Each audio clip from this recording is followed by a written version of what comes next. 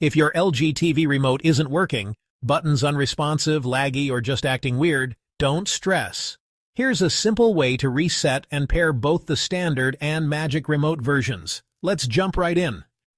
Here is how to reset your standard LG TV remote.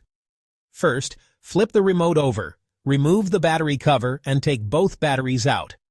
Next, press and hold the power button for about 5 seconds to drain any leftover power. And then, insert the batteries and close the cover. Unplug your TV completely from the wall. Don't just turn it off. Wait 5 to 10 minutes. Finally, plug the TV back in and try the remote.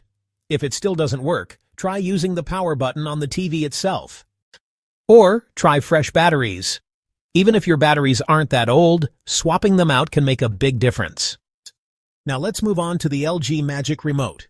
If you have an LG Magic Remote, you know, the one with the scroll wheel, here's how to unpair and pair it again. Super easy. Step 1. Unpair the remote. First, point the remote at your TV. Next, press and hold the home and back buttons together for about 5 seconds. When the power light turns red, stop holding. You should see a message on your screen saying remote registration is disconnected. Step 2. Pair the remote again. First, pointing the remote at the TV, press the scroll wheel. Just click it like a button, don't scroll.